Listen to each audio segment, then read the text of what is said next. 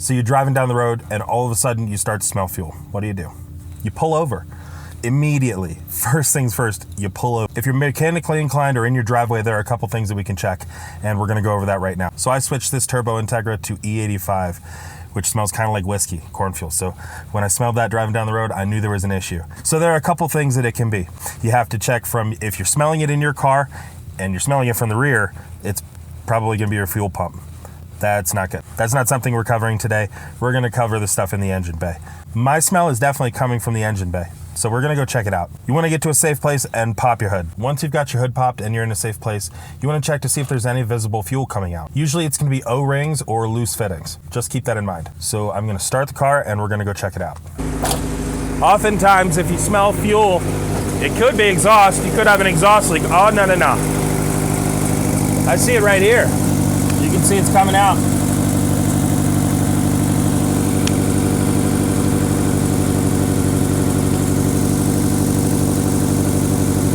All right, let's kill it. Alrighty guys, so pardon my dirty engine bay, pardon the noise. Let's go over real quickly how the fuel gets to the engine from the fuel pump. So it comes in through the fuel line and runs up through the fuel filter and out the top. Then it runs from the fuel filter over to the fuel rail. It runs along and squirts fuel through the injectors, goes to the fuel pressure regulator, which goes to the return and back to the tank. So we were leaking here, which is a common point of failure on these Honda engines especially. I saw the fuel coming out from between the fuel pressure regulator and the fuel rail. Common source of failure there is the O-ring, and this should only be torqued down to about 9 foot-pounds. So we're gonna pull that off and see what we find.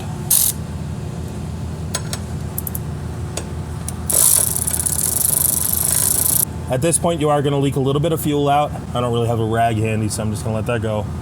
But you are gonna wanna catch these bolts. All right, here we go. We're gonna pull this off and see what's going on. What's going on? It's toasted. That O-ring is smushed. Woo! So you can get these O-rings in a set from most auto parts stores that contains a bunch of different sizes, or Harbor Freight has it, which is an okay set, or Amazon. This is probably pretty common size, and I do have a set. So we're just gonna clean this off with some brake cleaner and get a new O-ring on there. Torque it down gently.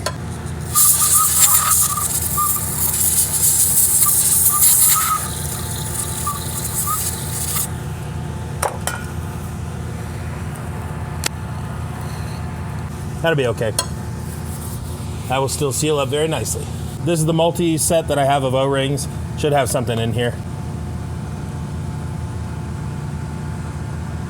Yep, that's a perfect match. So another place it could be leaking from is the fuel rail here. There are O-rings on the top and bottom of these injectors. And the injectors are here. The O-rings sit in the engine block and there's one in the fuel rail. Just be very, very careful when you replace those. You don't want a double O-ring.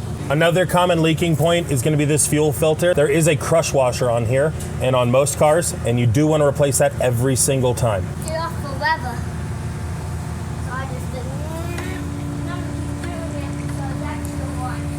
Nice.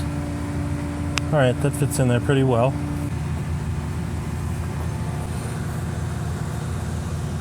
All right, now I'm gonna zip this down, but you really shouldn't. Just remember, it's 9 foot-pounds for this, so nice and gentle.